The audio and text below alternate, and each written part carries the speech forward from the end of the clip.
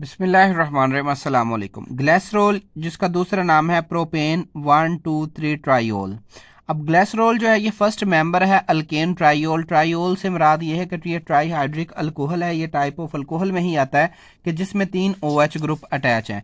It is commonly known as glycerol. इसको हम commonly जो है वो ग्लिसरॉल कहते हैं। It occur in combined state with higher fatty acid usually palmitic acid, oleic acid, इसी तरीके से स्टीरिक एसिड। इनमें जो है ये कंबाइंड स्टेट में मिलता है। These compound are in the form of esters are known as glyceride. और इनको ये जो ईस्टर्स की फॉर्म में हमारे पास ये ग्रुप होगा इनको हम क्या कहते हैं, ग्लिसराइड कहते हैं। अब glyceride are important constituent of almost all vegetable and animal oils and fats. ये ऑयल्स और फैट्स का एक लाजमी हिस्सा है। सबसे पहले प्रेपरेशन ऑफ ग्लिसरॉल। सबसे पहला मेथड है from fat and oils. From fat and oil से कैसे हम हासिल कर सकते हैं। इनमें जो है वो फैट और oil basically try esters of glycerols हैं और इसलिए हम इनको ग्लिसराइड भी कहते हैं। अब इनका जो है वो हाइड्रोलाइसिस जो है वो ग्लिसराइड की form glycerol and fatty acids. इनकी हाइड्रोलाइसिस जो है वो इनको ग्लिसरॉल और फैटी एसिड्स बनाते हैं।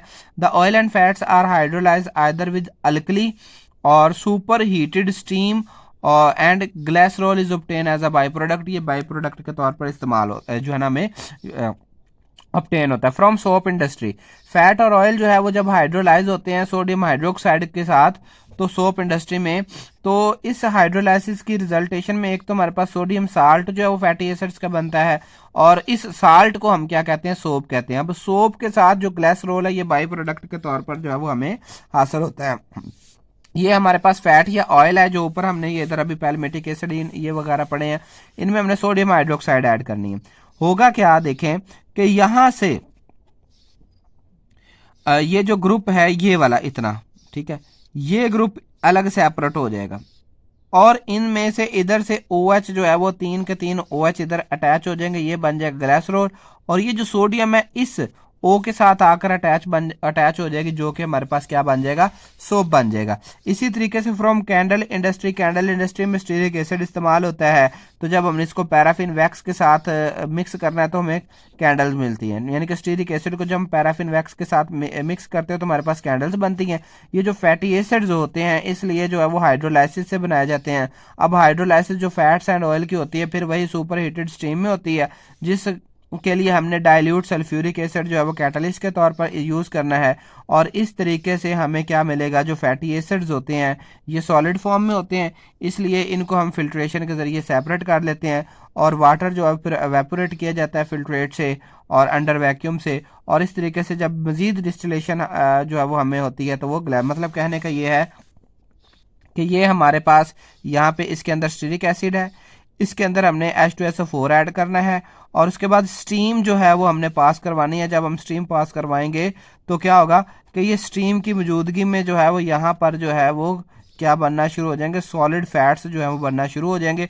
इस फैट्स को हमने फिल्ट्रेशन से अलग कर लेना। बाकी जो हमारे पास मटेरियल बचेगा वो जो है वो फिल्टर इस तरीके से फिल्ट्रेट बनेगा। इसको एवेपोरेट करना है ताकि वाटर के मालिक्यूल एवेपोरेट हो जाए और हमारे पास जो है वो दोबारा से ग्लिसरॉल बन जाएगा। ठीक है, यही फ्रॉम सोप इंडस्ट्री से जो है वो हमने इस तरीके से सिंथेसाइज करना है। Fermentation of sugars. अब जैसा कि ये हमारे पास सक्रोज है, सक्रोज की यीस्ट की मौजूदगी में फर्मेंटेशन कराई। अब हमें पता है कि ये ग्लूकोज में चेंज हो जाता है और जब ग्लूकोज मजीद जो है वो फर्मेंटेट होता है तो इस ये डी जो है ना थोड़ा सा रीअरेंज होकर ग्लिसरॉल में चेंज हो जाता है। Industrial preparation of glycerol.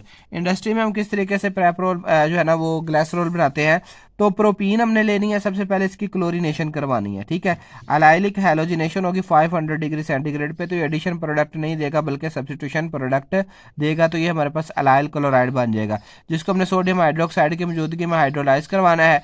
तो क्या होगा, ये Cl जो है वो इस OH के साथ रिप्लेस हो जाएगा और ये बन जाएगा एलाइल अल्कोहल। फर्दर इसी तरीके से Cl2 और H2 ऐड करते जाएंगे हम, तो ये वन स्टेप बाय वन जैसे इधर हुआ स्टेप बाय स्टेप जो है वो करते करते जो है वो ClOH ग्रुप में चेंज हो जाएगा। अब आगे आ जाती है फिजिकल प्रॉपर्टीज। अब ग्लिसरॉल जो है ये बेसिकली कलरलेस, ऑर्डरलेस और विस्कस और हाइग्रोस्कोपिक लिक्विड होता है जिसका बॉइलिंग पॉइंट जो वो 290 है। इसी तरीके से it decompose on heating at its boiling point. इसके बॉइलिंग पॉइंट पे अगर आप इसको हीट करते हैं तो डीकम्पोज हो जाता है। तो इसको प्योरिटी के लिए हम फिर वैक्यूम डिस्टिलेशन एक प्रोसेस है वो इस्तेमाल करते हैं। It is sweet in taste, ये मीठा होता है जायके में, एंड मिसिबल विद वाटर, और वाटर में जो हल हो जाता है इन ऑल प्रोपोर्शन, जितना मर्जी हो। मतलब कहने का ये कि अगर वाटर ज़्यादा है तो ग्लिसरॉल आप उसमें जब डालते हैं तो भी हल हो जाएगा, और अगर ग्लिसरॉल ज़्यादा है तो वाटर आप उसमें मिक्स करते हैं तो भी जो है वो सोल्यूशन जो है वो बन जाएगा। ये एक दूसरे में मिसिबल है। Due to availability of 3 hydroxyl group, क्योंकि इसके अंदर 3 हाइड्रोक्सल ग्रुप होते हैं जिससे फिर ये वाटर के साथ क्या कर लेता है, ये हाइड्रोजन है बॉन्डिंग बना लेता है वाटर के साथ। It is insoluble in organic solvent, ये ऑर्गेनिक सॉल्वेंट में जो है, क्योंकि ये इसमें हाइड्रोक्सल ग्रुप होते हैं और इसकी सॉल्युबिलिटी जो है वो हाइड्रोजन बॉन्डेड डिपेंडेंट है। मतलब कहने का ये कि जब जैसे ये वाटर में डिजोल्व हुआ है इसी तरह के ये कंपाउंड में डिजोल्व होगा जिनके साथ ये हाइड्रोजन बॉन्डिंग जो है वो जनरेट कर सकता है। लेकिन यहाँ पे क्योंकि जो ऑर्गेनिक सॉल्वेंट है जैसे ईथर हो गया, बेंजीन हो गया, क्लोरोफॉर्म हो गया और इसी तरीके से दूसरे जो है ये सारे के सारे जो है वो हाइड्रोजन बॉन्डिंग नहीं बनाते। तो इसलिए ये जो ऑर्गेनिक सॉल्वेंट हो जाएंगे ये सारे के सारे, तो इसमें ग्लिसरॉल जो है वो इनसॉल्युबल होगा। उसकी रीजन क्या है, क्योंकि ये इनके साथ हाइड्रोजन बॉन्डिंग नहीं बनाता। अब आगे आ जाती है हमारी केमिकल प्रॉपर्टीज से। इसमें सबसे पहला रिएक्शन विद सोडियम, सोडियम के साथ रिएक्शन हमने इसका करना है, ठीक है।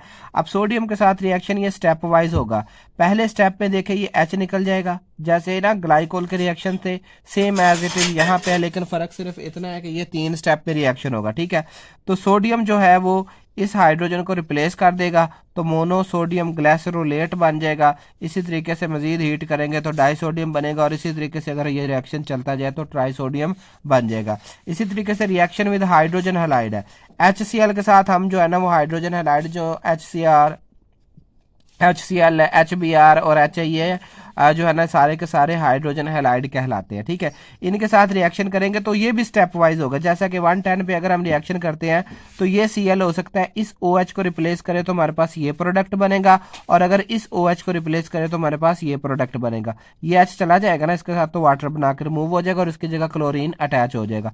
अगले स्टेप में फिर जो है वो 110 पे HCl जब हम ऐड करेंगे, अगर ये वाला कंपाउंड है तो ये वाला जो है वो हाइड्रोक्सल ग्रुप रिप्लेस हो जाएगा, और इसी तरीके से अगर ये हम लेते हैं तो ये वाला हाइड्रोक्सल ग्रुप, और इसी तरीके से फर्दर जो है वो तीसरा भी रिप्लेस हो जाएगा, ठीक है। तो यूं जो है ये वाले हमने इसके कुछ बेसिक रिएक्शन वगैरह पढ़े हैं। अब नेक्स्ट इसी तरीके से HI के साथ देखें तो ये भी HI के साथ जो है वो तीनों को तीनों स्टेप में जो है वो रिप्लेस हो जाएगा। लेकिन ये जो आयोडीन है ये इसमें से I2 की फॉर्म में निकल जाएगी, जिससे रिजल्ट क्या होगा, हमारे पास डबल बॉन्ड वाले जो है वो आयोडाइड बनेंगे। और जब एक्सेस ऑफ HI जो है वो हम ऐड करेंगे तो फिर क्या होगा, ये रिएक्शन जो है वो product with small amount of HI same as it is, यहाँ पे जो है वो यहाँ पे एडिशन हो सकती है, या फिर ये इसी के साथ जो है वो एज इट इज़ जो है वो रह जाएगा, ठीक है।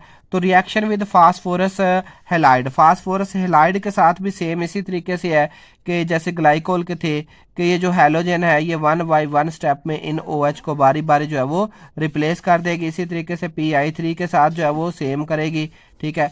जो कि हमने अभी अलाइलिक आयोडाइड पढ़ा, जब एक्सेस ऑफ HI करते हैं तो फिर क्या होता है, ये आगे रिएक्शन आ गया, ठीक है। यहाँ पे जो मैंने बताया था तो I करते हैं तो H इधर चला जाएगा और I इसके साथ जो है वो अटैच हो जाएगा, ठीक है। और ये वाला H भी जो है वो रिमूव हो जाएगा और यहाँ पर भी आके H आ जाएगा, ठीक है। तो 2 आइडोप्रोपेन बन जाए, क्योंकि ये मैच आई एक मालिक्यूल नहीं बहुत सारे ले रहे, नीचे लिखा भी हुआ एक्सेस है। तो I जो है वो एक इधर आ जाएगा, बाकी ये जो H है ये इधर ऐड होगा, और दूसरे से जो है वो एक I आके इसको लेकर चला जाएगा और दूसरा H इधर आके ऐड हो जाएगा। यानी कि 2 HI हैं, उनमें से एक H इधर आके यूज हो गया और दूसरे का H इधर आके यूज हो गया, और एक I इसके साथ मिलकर आयोडीन बना देगा। रिएक्शन विद नाइट्रिक एसिड, ये भी स्टेप बाय स्टेप रिएक्शन होंगे, ठीक है। ONO2 ग्रुप जो है वो इस तरीके बेसिकली NO3 को हम लिख सकते हैं।